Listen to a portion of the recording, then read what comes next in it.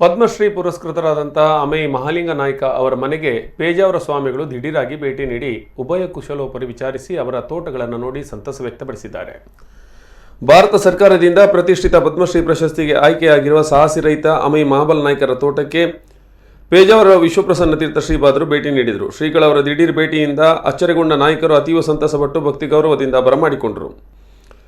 ನಾಯ್ಕರ ತೋಟಕ್ಕೆ ತೆರಳಿದ ಶ್ರೀಗಳು ಭಗೀರಥ ಯತ್ನದಿಂದ ಕೊರೆದ ಸುರಂಗದ ಒಳಹೊಕ್ಕು ವಿಸ್ಮಯಗೊಂಡರು. ಸುರಂಗ ಕೊರೆದು ಗಂಗೆಯನ್ನು ಪಡೆದ ಯಶೋಗಾಥೆ ನಾಯ್ಕರಿಂದಲೇ ಕೇಳಿ ತುಂಬಿರುವ ಸಮೃದ್ಧ ಜಲಸೆಲೆಯನ್ನು ಕಂಡು ಸಂತಸ ವ್ಯಕ್ತಪಡಿಸಿದರು. ತೋಟದಲ್ಲಿ ಸಮೃದ್ಧವಾಗಿ ಬೆಳೆದು ನಿಂತು ನಾಯ್ಕರ ಸಾರ್ಥಕ ಶ್ರಮ ಫಲಕ್ಕೆ ಸಾಕ್ಷ್ಯ ಹೇಳುತ್ತಿರುವ ತೆಂಗು, ಕಂಗು, ಬಾಳೆ, ಮಾವು, ಹಲಸು ಮೊದಲಾದವುಗಳನ್ನು ವೀಕ್ಷಿಸಿದ ಬಳಿಕ ಮನೆಗೆ ತೆರಳಿದ ಶ್ರೀಗಳವರಿಗೆ ನಾಯ್ಕರು ಮತ್ತು ಅವರ ಮನೆ ಮಂದಿ ಗೌರವಾರ್ಪಣೆಗೈದರು. ನಾಯ್ಕರ ಕೃಷಿ ಅವಿರತ ಸಾಧನೆಯನ್ನು ಮನಸಾರೆ ಬಣ್ಣಿಸಿದ ಶ್ರೀಗಳು ಪದ್ಮಶ್ರೀ ಪುರಸ್ಕಾರಕ್ಕೆ ಆಯ್ಕೆಯಾಗಿರುವುದು ಅತ್ಯಂತ ಅಭಿನಂದನೀಯ ಎಂದರು. ನಾಯ್ಕರಿಗೆ ಶಾಲು, ಶ್ರೀಕೃಷ್ಣನ ವಿಗ್ರಹವಿರುವ ಕಾಷ್ಟಮಂಟಪದ ಸ್ಮರಣಿಕೆ ನಗದು ಫಲಪಂತ್ರಾಕ್ಷತೆ ನೀಡಿ ಆಶೀರ್ವದಿಸಿದರು.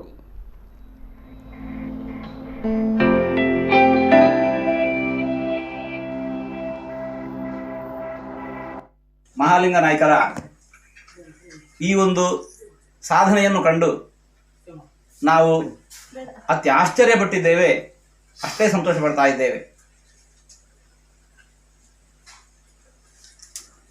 ಕನ್ನಡದಲ್ಲಿ ಒಂದು ಗಾದೆ ಮಾತು ಹೀಗಿದೆ: ಹನಿ ಕೂಡಿ ಹಳ್ಳ, ತೆನೆ ಕೂಡಿ ಕಣಜ ಅಂತ ಹೇಳಿಕೊಂಡು. ಮಾತನ್ನು ಕೇಳಿದ್ದೇವೆ, ಆದರೆ ಅದನ್ನು ನಾವು ಪ್ರತ್ಯಕ್ಷವಾಗಿ ಕಂಡದ್ದಿಲ್ಲ. ಆ ಮಾತನ್ನು ಅಕ್ಷರಶಃ ಸತ್ಯ ಅನ್ನೋದನ್ನು ಜಗತ್ತಿನ ಮುಂದೆ ತೆರೆದಿಟ್ಟವರು ಅಕ್ಷರಶಃ ಇವತ್ತು ಜಗತ್ತಿನ